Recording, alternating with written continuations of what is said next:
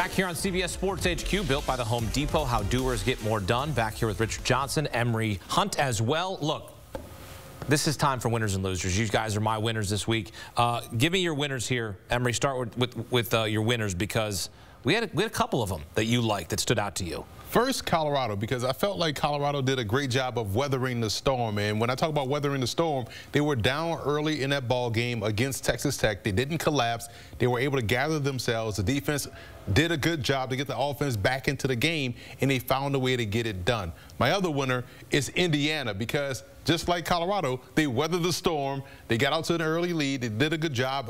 They held on to the rope and were able to close out a game against a very solid in-game Michigan opponent. And how about lastly, and most importantly, my Louisiana Raging Cajuns, 55-19 over Arkansas State on homecoming. Bang, bang. And at the end of the day, if they run the table and finish 11-1, they better be in y'all's college football playoff. I better see my Cajuns playing somebody on the road at that 12th seed. At least somebody from Louisiana can win tonight. God. Oh.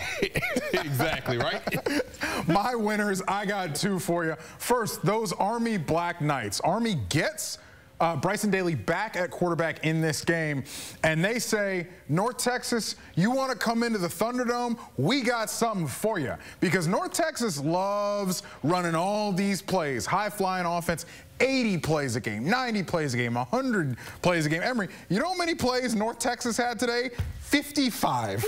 Army said, we got you in a vice grip, in a headlock, and we ain't letting you out. And the Army Black Knights get it done with a late turnover to win the game. My second winner for the day, Ole Miss.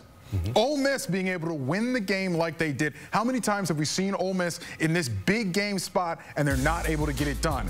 Or they stub their toe like they did earlier in the season against Kentucky at home. But they came in here and they physically whipped Georgia up front with that high-priced transfer portal defensive line. They said, Georgia, no, we are the big dog this day. Shout out to Ole Miss and Lane Kiffin's Rebels. Yeah, shout out also to the touchdown drive for Army that went 21 plays, 94 yards, that lasted 13 minutes and 54 seconds. It's always shouts to the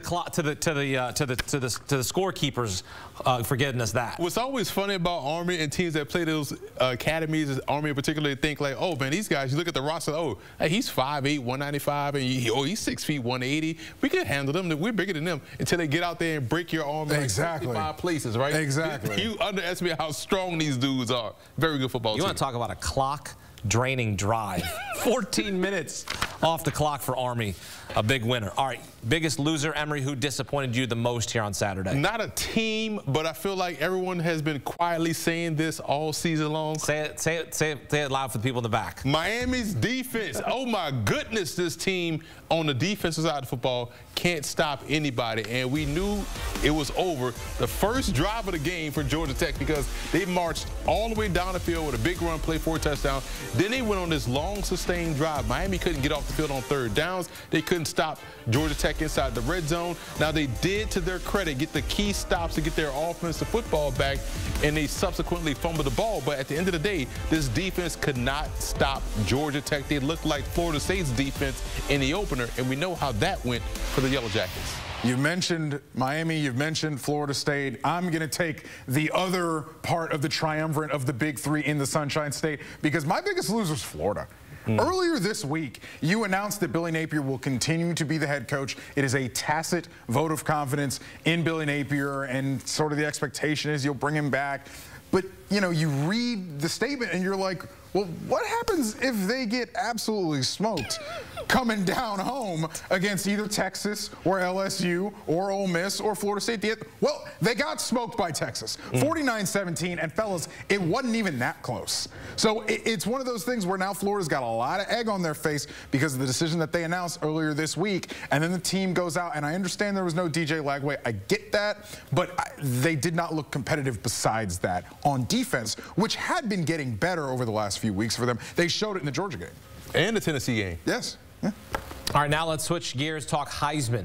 The Heisman candidate who improved his resume the most. Look, Travis Hunter, Ashton Genty, they both had really good days. They really did. Who improved his resume the most? Improved the resume the most? Like, I could say Travis Hunter, but how about his teammate, Shedeur Sanders?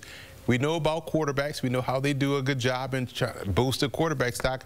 Shedeur is putting together some great numbers, but Travis Hunter, to me, I wish the interception would have counted, the one where he jumped sky high, but there was offsides on the play for Colorado. But Hunter, to me, most outstanding player. You might as well give him 2 Heismans. Travis has been my Heisman pick since the beginning of the season, and when he got hurt and, you know, he only played in the second half against Arizona, it was one of those things where I was like, the thing that sort of undergirds Travis's entire Heisman case is that he's playing all these snaps on both sides of the ball. Well, he's back doing that after they got him healthy and got him right, and he's playing to the best of his ability. You're seeing, like you just said, Emory, most outstanding player in college football. Yeah, I'll take the guy who's doing it on both ends about as good as anybody else in the country is. Travis Hunter, the two-way star for Colorado, doing big things. 9 catches, 99 yards, and a touchdown as Colorado stays in the battle for the Big 12 title with your winners and losers from Saturday.